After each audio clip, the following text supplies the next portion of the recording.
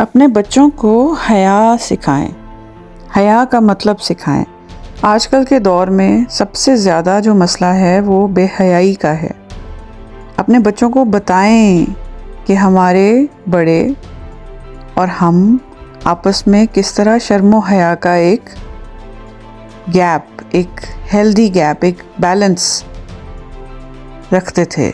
एक पर्दा था इनविजिबल शर्म हया का, आँख की शर्म तक को देखा जाता था। बड़े बुज़ुर्ग घर के देख के बता देते थे कि वो इस बच्चे में तो आँख में ही शर्म और हया नहीं है। उस चीज़ को वैल्यू करें, उस चीज़ को रिवाइव करें। बड़ों की शर्म, छोटे से शर्म ये होनी चाहिए हम में। शर्म का एहसास हम में ख़त्म होता जा रहा है और यही एक बहुत बड़ा हथियार है जो हमारी नस्लों को तबाह करने के लिए, बेहयाई फैलाने के लिए बाकायदा एक प्रोपेगेंडा चल रहा है और एक प्लान्ड, स्कीम्ड कैंपेन्स चल रही हैं इस चीज़ पे, मल्टीपल लेवल पे। इसको हमें खुद से फ़ाइट करना है। हमें खुद से देखना है कि हमारे घरों में क्या देखा जाता है, टीवी पे क्या देखा जाता है। टीवी या स्क्रीन्स जो भी जिस तरह भी अवेलेबल हो, जिसके घर में टीवी नहीं है उसके घर में भी मोबाइल और अदर स्क्रीन्स, आईपैड्स वगैरह तो होंगे। तो उस पे वो क्या चीज़ देख रहे हैं। यानी मेरी इतनी एज हो गई, इतने माशाल्लाह से 4 डेकेड्स तो देख लिए लाइफ के, लेकिन अभी तक मेरा दिल ही नहीं करता मैं इंस्टाग्राम खोलूं।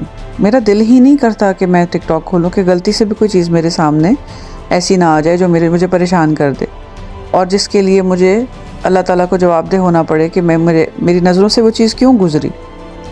तो अपनी औलाद को हया सिखाएं और उससे पहले अपना इलाज करें। अगर आप में प्रॉब्लम है, अगर आपको नहीं समझ आता कि एक हाफ ड्रेस्ड, हाफ नेकेड औरत कि ऐड में भी अगर वो आ जाए, चलें फ़र्ज़ करें आपने तो नहीं क्लिक किया लेकिन वो आपके सामने आ गई, लेकिन इसमें क्या ये एक्सक्यूज़ एक्सेप्ट होगा अल्लाह ताला के सामने कि नहीं, दैट वाज एन ऐड, मैंने तो नहीं लगाई थी, वो ऐड थी और वो मेरे सामने आ गई थी। Is that going to be accepted as an excuse? जब मुझे मालूम है कि एक जगह पे अगर मैंने क्लिक किया तो वहाँ पे हाफ नेकेड या हाफ ड्रेस्ड लोग आएंगे, तो क्या मुझे चाहिए नहीं कि मैं उसको हर लिहाज से अवॉइड करने की कोशिश करूं और जिस तरह, यानी जिस हद तक मुमकिन हो सके मैं उसको अवॉइड करूं?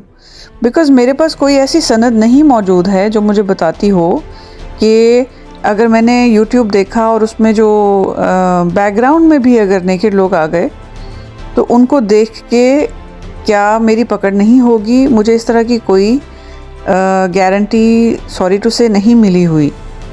तो मुझे अपने आप को बचाना है और मुझे अपनी नज़रों को बचाना है, नज़रें नीचे रखनी हैं और मुझे हत्ते इम्कान कोशिश करनी है कि मैं फालतू न्यूज़ और इवन इस तरह की डिफरेंट चीज़ें जो हैं वो ना देखूं।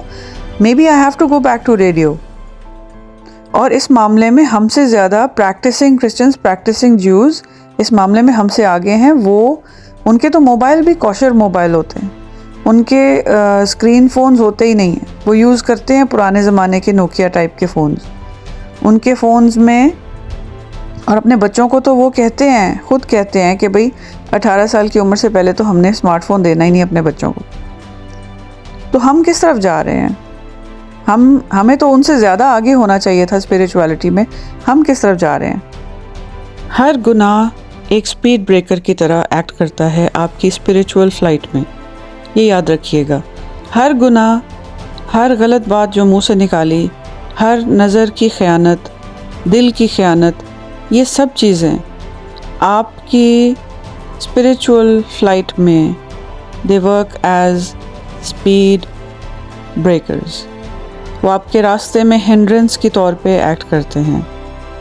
जो आपने अल्लाह ताला के साथ अगर ऊंचा मकाम हासिल करना है, कोशिश करें, हर मुमकिन कोशिश करें कि इस तरह के इवन छोटी छोटी जो चोरी है जो शैतान करता है, इनको भी अवॉइड करें बिकॉज़ हम हो सकता है किसी गुनाह को छोटा समझते हों, लेकिन वो छोटा ना हो। कभी कभी एक छोटा सा सुराख पूरी कश्ती को डुबो देता है। लेकिन हया इसके बारे में अहादीस हैं और बहुत क्लियर अहादीस हैं। और नबी सल्लल्लाहु अलैहि वसल्लम से पूछा गया कि हया कितनी होनी चाहिए, तो नबी सल्लल्लाहु अलैहि वसल्लम ने फरमाया कि हया पूरी की पूरी खैर है, जितनी भी हो। मफ़हूम है ये।